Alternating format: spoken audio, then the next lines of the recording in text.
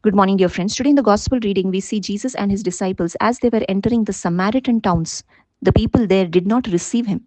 And we see the disciples of Jesus get offended and they say, Lord, do you want us to command fire to come down from heaven and consume them?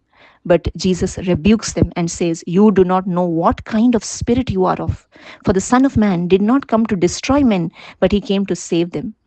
Jesus came into this world not to destroy us, but to give us eternal life. But the disciples did not understand this because they were not born of the Spirit.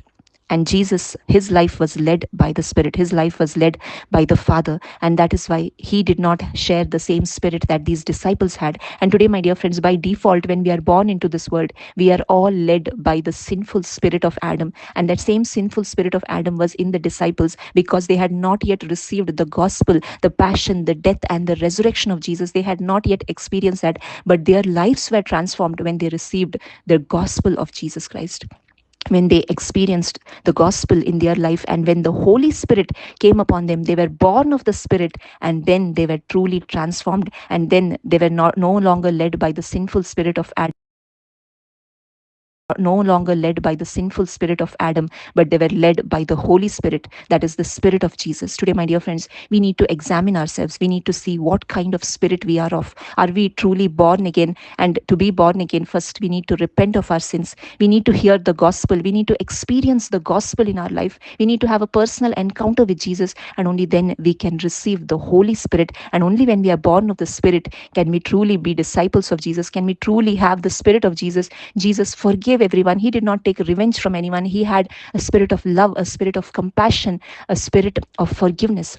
And we can also be born of the Holy Spirit, and only then we can lead this kind of a life. And we see in the first reading also, Zechariah envisions that all people of all nations will come to seek the Lord. And he says, in those days, men from the nations will grasp the garment of a Jew, saying, let us go with you, for we have heard that God is with you. This can happen only when we have the Holy Spirit with us, when our lives are being led by the Holy Spirit. Only then can we truly be the light of this world and the salt to this earth. Only then people around us will get a flavor of Jesus. Only then people around us will say that God is with you, and that's why we also want to come with you. All this happens only when we are born of the Holy Spirit. And that's why today, my dear friends, we need to examine our lives.